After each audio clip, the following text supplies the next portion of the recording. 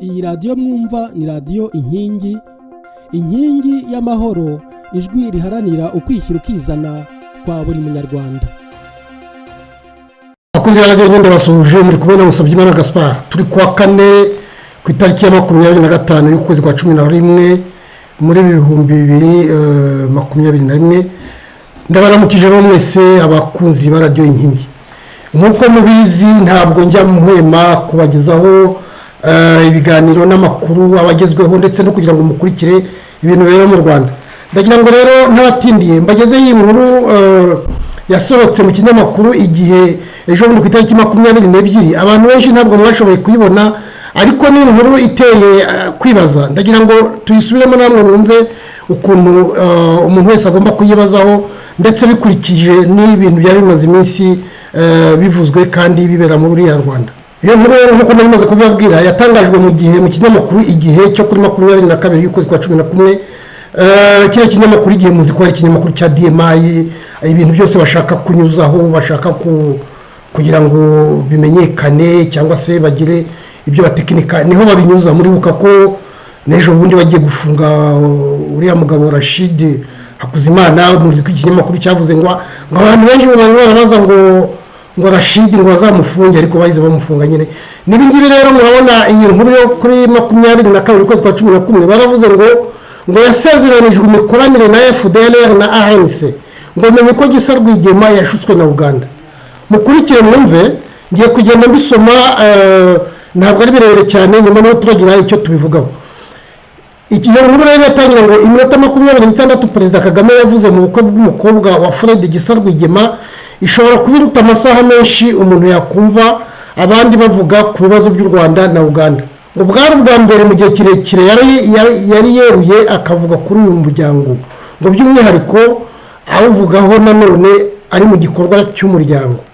Ngo ryari ijambo rizigiye mu mwanya ukwiye. Gusibye ijambo rya Perezida Kagame, hari n'ibindi byavuzwe bishyira iherezo ku magambo y'igihe kirekire yuko nk'umuryango wa Fred Gisa Rwigema watereranywe n'u Rwanda.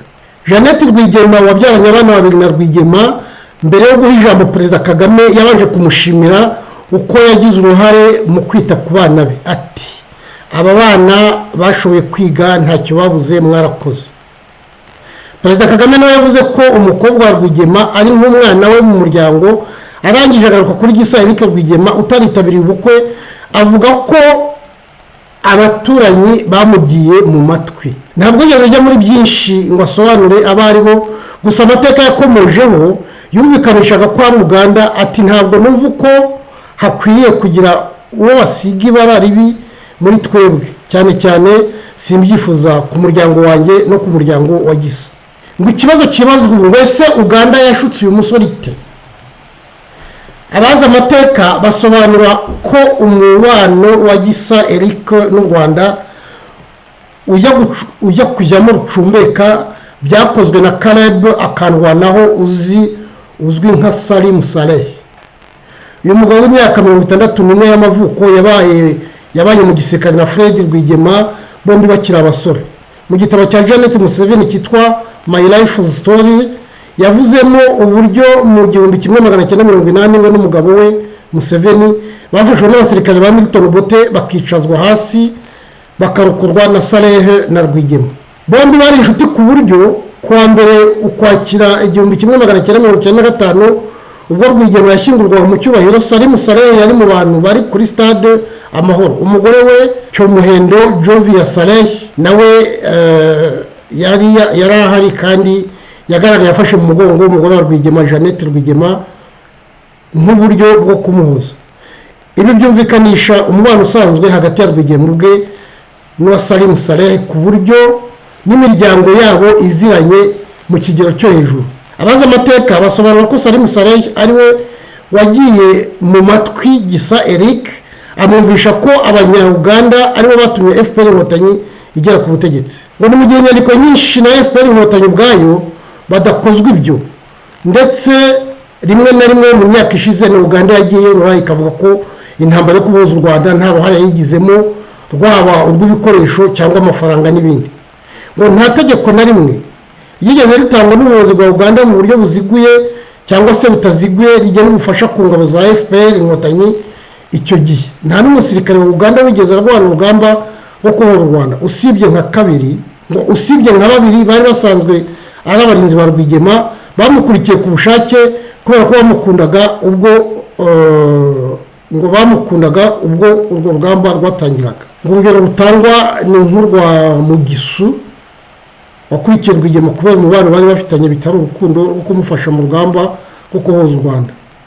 Ngo kumva Salim Saleh yavugaga ko RPA yafashijwe na Uganda ngo bishegesha benshi baza amateka ngo kuko nk'abaganiriye n'igihe basobanura ko bitanashoboka namba cyane ko Rano yahindutse FPR inkotanyi yabayeho muri 1979 imyaka ibiri imbere ya NRA ya Museveni. Buri mu gihe kandi ku rundi ruhande abanyarwanda nabo batumva uburyo Uganda itesha agaciro impfu z'abana babo baguye inshungerizi na Kivale mu ntambara yagejeje Museveni ku butegetsi. Harimo rero igika kigira kiti Eric Gisa yijejwe ubufatanye na FDLR. Bivugwa ko binyuze muri Salim Saleh Uganda yagiye mu matwi Eric Gisa ikamwumvisha ko ugomba guharanira kugera ku rwego nk'urwase. Uyu musore usigaye muri Leta Zunze Ubumwe za Amerika ngo byageze n'aho abwirwa ko ashobora guhuzwa n'umutwe wa FDLR hamwe na RNC na Kayumba Nyamwasa bagafatanya kurwanya ubuyobozi bw'u Rwanda bamubwiraga ko bwamutereranye. Salim Saleh n'umwe mu bahungishije Kayumba Nyamwasa ubwo yavaga mu Rwanda, ndetse haheruka kujya hanze amakuru y'uburyo ari umwe mu bafatanyabikorwa na Tribert Rujugiro mu bucuruzi akorera muri Uganda, ari nabwo buvamo inyungu zishyigikira ibikorwa bya RNC. Si ubwa mbere kandi bivugwa ko Salim Saleh yashyigikiye abashaka guhungabanya u Rwanda, kuko ubwe yagiranye ibiganiro na Seth Sendashonga bigamije gukora ubuyobozi bw'u Rwanda nk'uko bigaragara mu gitabo cya Gerard Premier. Muri Gicurasi uyu mwaka Salim Saleh yagiranye kandi ibiganiro na muramu wa Kayumba witwa Frank Ntwari uri mu buyobozi bwa RNC. Hari n'amakuru avuga ko Eric Gisa yabwiwe ko Rwigema yishwe na RPA, bityo ko atagomba gushyigikira abari bayirimo ahubwo ko agomba kubarwanya ashikamye. Ngibyo rero iyi nkuru uko nababwiye bayitangaje muri iki kinyamakuru Igihe mu buryo yari kurikiye ya disikuru Kagame yavuze mu bukwe bwa Teta igikorwa Rwigema. Iyi rero iyi nkuru yanditse n'ibya bintu bakarenza umuntu bakarushyamagara bayanditse, ariko babonye ibintu birimo by'ishahara ari kubeshya ari ibintu se bikabije bahita bayidaburaho. Ariko nari narangije kuyikoporora murabona ko bashyizeho kuri 22 z'ukwezi kwa 11 isaa 10:18, ariko muri ako kamwanya nyine nta nubwo yamazeho n'isaha bahise bayikuraho. Niyo mpamvu babwira ko nari basomeye no kugira ngo mwumve uko FPR ni tekinika ryayo ishobora no kugira aho bikazikoraho. None se kuko niba itangiye kuvuga ko umuntu wa Gisa Rwigema afatanyije na FDLR na RNC murumva ko bamugize umwanzi. Ni ukuvuga rero ko Kagame yavuga ngo natahe umugambi rero wamugejwe ko bazamwirinza, na hariya avuga ngo mu baturage ngo ajyagerayo, nabyo murumva ko bamurya runono, ahubwo ya muhungu ararya ari wenyine naho ubundi karamudererana. Kuko ibingibi impamvu inkuru bayikuyeho no kubera iki? Impamvu inkuru bayikuyeho irimo ibintu byinshi cyane, irimo ko ibingibi bavuga ko Salim Saleh ari we, bese baravuga ko Salim Saleh murumva baramugerekaho ibintu bitagira uko bingana, kubera ahungishije Kayumba Nyamwasa. Kuba ubu ngubu ari uvugana n'uriya muhungu akamubwira ati nzakugeza ku butegetsi iso yashakaga, bati afatanya na Tribert Rujugiro, bese urumva ibintu bamugerekaho ni byinshi cyane. Noneho bagaruka kuri iki kibazo rero bavuga ko Uganda ntacyo yabamariye, ntiyabashyigikiye. Kagame muri iyo disikuru muzi ko yavuze rwose atomoye ko Uganda ntacyo yabamariye, ko nta n'umwe wabaremye, ko nta n'uwabaremeye.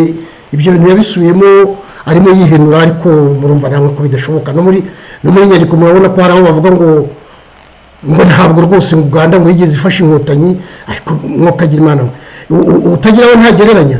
Mbese inkotanyi zari iki? Inkotanyi ko zari mwabonye zari zambaye na za Rugabire, ko na za Rugabire na ziriya mpungure baryaga ku rugamba kwa ko hari Uganda yazizanaga kuko ikintu bari bafite se n'iki cyari gutuma nese inkotanyi zari zifite bombe, inkotanyi zari zifite biriya bya katiyusha bigeze kuza bakarasa hariya mu mutaraza biriya babamburiye rya Bega, inkotanyi zari zifite iki, zari zifite s'indege zari inkotanyi nacyo zagiraga ibintu byose byari bya Uganda. Kuvuga ubu ngubu ntabwo ari byo, ngira ngo no gusetsa imikara kandi nicyerekana nyine ko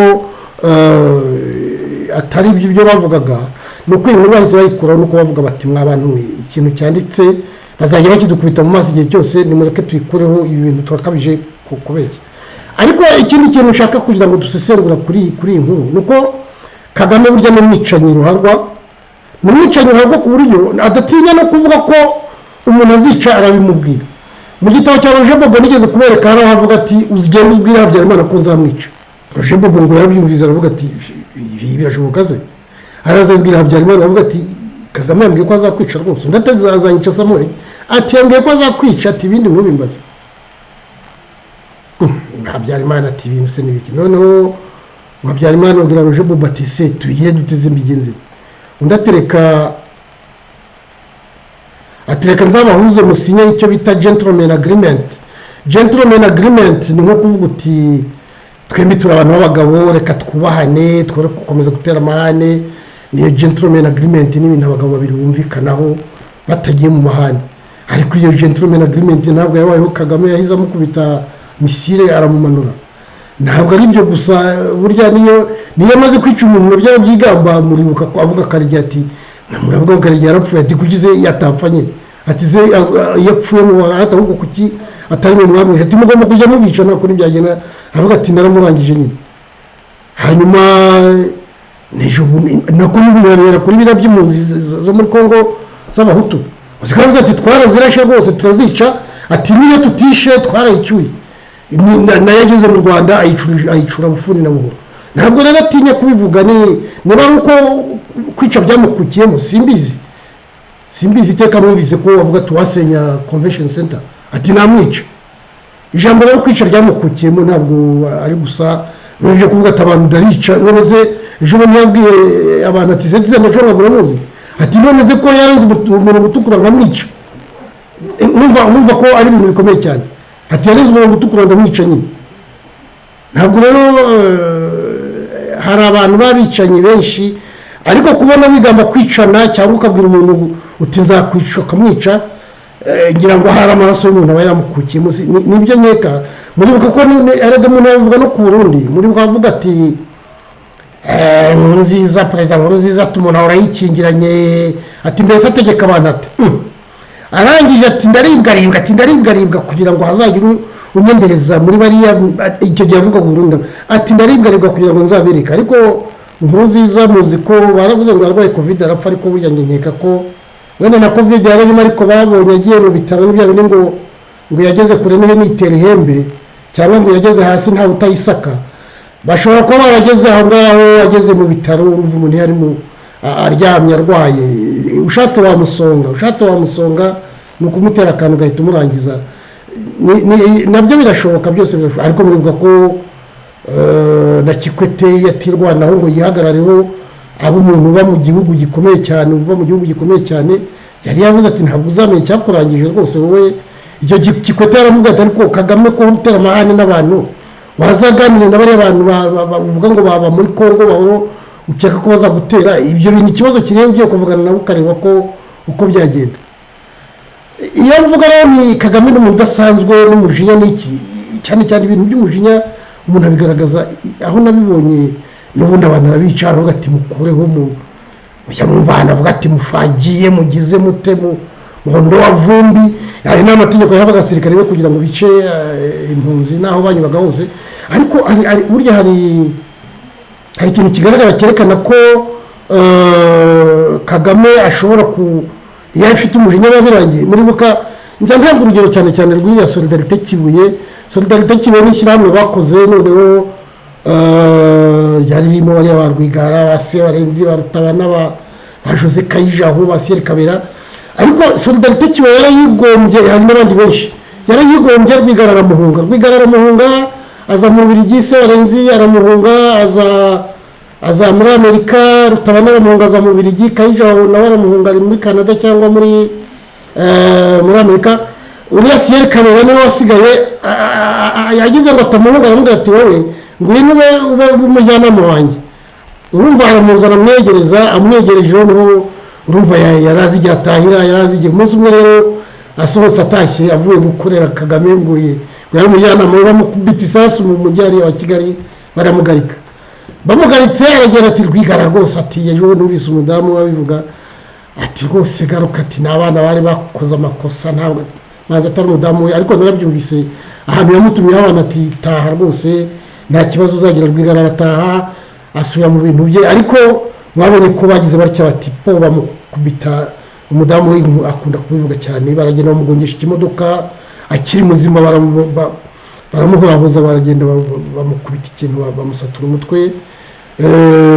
Rutabana we yari yarahungiye nawe muzi ko yazimiye burundu ubu ngubu. Mbese no kugira ngo mbabwire ko ibintu bya Perezida Kagame ntabwo ari umuntu usanzwe, yavuze ati kwica ndakwica, yavuga ati uzaba umbona kuko akakugenda nono. Biriya bintu banditse ku muhungu wa Gisa Rwigema ngo afatanyije na FDLR na RNC, ni ukuvuga ko ari umwanzi. Niba ari umwanzi rero Kagame aramuhigira hasi kubura hejuru, ni ukuvuga rero ko namuhigira hasi kubura hejuru, umunsi cyane azongera gusunutsa umutwe akagera hariya mu Bugande kuko yavuze ati ageze mu baturanyi, mwumva ko mugenda w'urunono azahamutsinda.